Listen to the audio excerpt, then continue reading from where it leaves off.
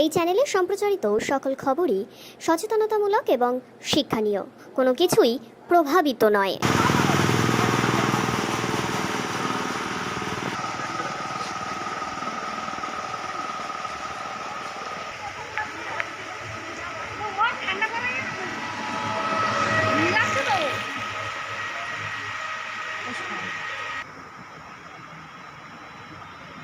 হয়েছে কালকে 9টার পরের থেকে 11:30টার মধ্যে সকাল।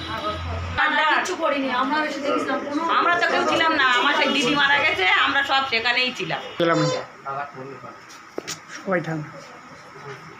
ওই যে আমার বাড়ি থেকে চুরি হয়ে গেছে বেলা 11টার দিকে। হ্যাঁ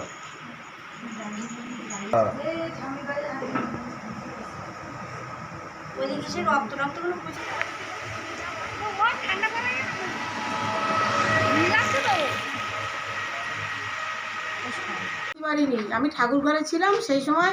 আমার ছোট বৌমা যাইয়ে আমার দেওয়ার যেই যখনই কেঁদি পড়িয়েছে যে বৌমা আমার সব প্রনাশ করে নিয়ে গেছে, সেই সময় আমার ছোটো বৌমা যাইয়ে ঠাকুর ঘরে বলছে, মা কাকার বাড়ি থেকে সব চুরি করে নিয়ে গেছে।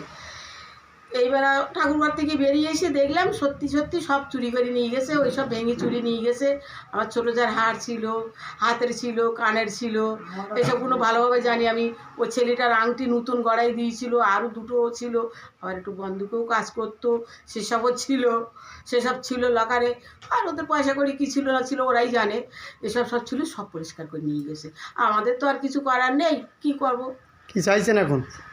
পুলিশ প্রশাসনের কি চাইছে এখন? কি চাইছি? এখন চাইছি এরা গরিব মানুষ, ওই যে পরের টাকা এনে ঘরে রেখেছিল, কোথার থেকে দেবে ছেলেটা? হ্যাঁ, আর আমার দেওয়ার তো বুড়ো, এদের তো কোনো নেই, তারপরে কোনো কাজ বাজ করে না, ছেলেটা ওই ছাড়া কিছুই জানে না।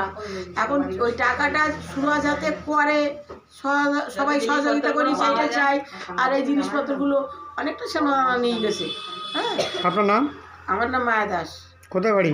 ওই খড়ি।